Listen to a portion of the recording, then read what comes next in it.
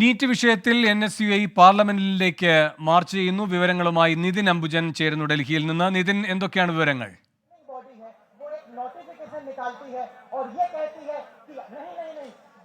Venu, NEET വിഷയത്തിൽ NSUIയുടെ parliament March ഇപ്പോൾ ആരംഭിച്ചിരിക്കുകയാണ്. ജന്തർ മന്ദറിലാണ് NSU വിദ്യാർത്ഥികൾ ഇവിടെ സംഘടിച്ചെത്തിയിരിക്കുന്നത്. നമുക്ക് ദൃശ്യങ്ങൾ തന്നെ കാണാം.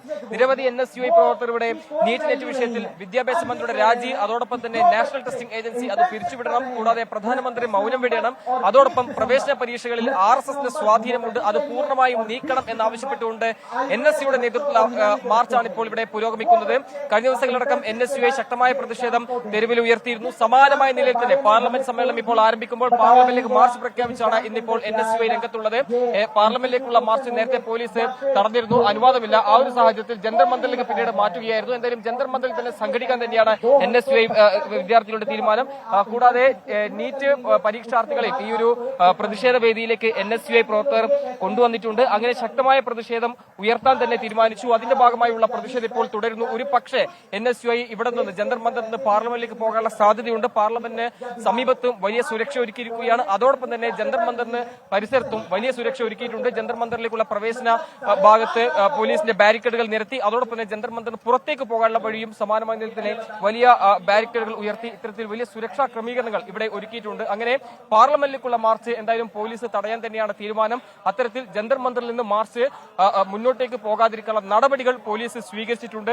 സ്വാഭാവികമായിട്ടും ഇവിടെ ശക്തമായ പ്രതിഷേധം ഉയരുമ്പോൾ ഇനിയിപ്പോൾ NSUയുടെ വരുൺ ചൌധരി അടക്കം ഈ പ്രവർത്തകർ അഭിസംബോധന ചെയ്യും. അതിനുശേഷമാകും മാർച്ച് ഒരു പക്ഷേ പാർലമെന്റിലേക്ക് പോവുക. എന്തായാലും ശക്തമായ പ്രതിഷേധം ഉയർത്തി തെരുവിലുണ്ടാകും എന്ന് തന്നെയാണ് NSUI മുന്നറിയിപ്പ് നൽകുന്നത്. കൂടാതെ വിദ്യാഭ്യാസ മന്ത്രിയുടെ വസതിയിലേക്കും അങ്ങനെ മാർച്ചുകൾ സംഘടിപ്പിച്ചുകൊണ്ട് ശക്തമായ രീതിയിൽ തന്നെ പാർലമെന്റിനകത്തും പുറത്തും ഈ വിഷയം സജീവമായി തന്നെ നിലനിർത്തി തന്നെ മുന്നോട്ട് പോകാൻ തീരുമാനിച്ചിട്ടുണ്ട്. എന്തായാലും വിദ്യാഭ്യാസ മന്ത്രിയുടെ രാജി, അതോടൊപ്പം നാഷണൽ ടെസ്റ്റിംഗ് ഏജൻസി പിരിച്ചുവിടണം, ഈ ആവശ്യം ഉന്നയിച്ചിട്ടുള്ള സമരം ശക്തമായി തുടരാൻ തന്നെയാണ് NSUയുടെ തീരുമാനം. അതോടൊപ്പം മറ്റ് വിദ്യാർത്ഥി സംഘടനകൾ, പ്രത്യേകിച്ചും ഇടത് വിദ്യാർത്ഥി സംഘടനകൾ സമാനമായ നിലയിൽ തന്നെ തെരുവിലുണ്ട്. വേണു, നിതിൻ, ഈ ബാരിക്കേഡുകൾ മറികടന്ന് പാർലമെന്റിലേക്ക് മാർച്ച് ചെയ്യുക, അങ്ങനെ ഒരു ആലോചനയുണ്ടോ?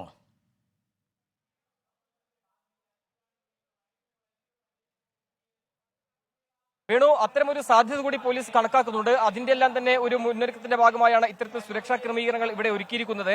നേരത്തെ പാർലമെന്റ് വളയാനുള്ള ഒരു തീരുമാനമാണ് NSUI സ്വീകരിച്ചത്. പക്ഷേ പോലീസിന് മാർച്ചിന് അനുമതി നൽകിയില്ല. ഇതിനുശേഷമാണ് പിന്നീട് മാർച്ച് ജന്തർ മന്ദറിലേക്ക് ഇവിടെ സംഘടിക്കാൻ തീരുമാനിച്ചത്. ഇതിനുശേഷം ഏതാണ്ട് വിദ്യാർത്ഥികൾ കൂടുതലെത്തിയ ശേഷം, NSUI പ്രവർത്തകർ കൂടുതലെത്തിയ ശേഷം ഇവിടുന്ന് പാർലമെന്റിലേക്ക് പോകാനുള്ള ആലോചനയിലാണ് ഇപ്പോൾ NSUI പ്രവർത്തകരുള്ളത്. എന്തായാലും മാർച്ച് തടയാനുള്ള എല്ലാ സന്നാഹവുമായി ഡൽഹി പോലീസും രംഗത്തുണ്ട്. ഇത്തരത്തിൽ ജന്തർ മന്ദറിന് പുറത്തേക്കുള്ള റോഡും അതോടൊപ്പം തന്നെ പ്രവേശനം വഴിയും പോലീസ് ബാരിക്കേഡ് വെച്ച് പൂർണ്ണമായും അടച്ചിരിക്കുകയാണ്. അത്തരത്തിൽ ഒരുപക്ഷെ ഒരു കയ്യാങ്കളിലേക്ക് പോകാനുള്ള സാധ്യത നമുക്ക് തള്ളിക്കളയാൻ കഴിയില്ല. വേണു, ശരി. നിതിൻ അംബുജനാണ് ഡൽഹിയിൽ നിന്ന് വിവരങ്ങളുമായി ചേർന്നത്.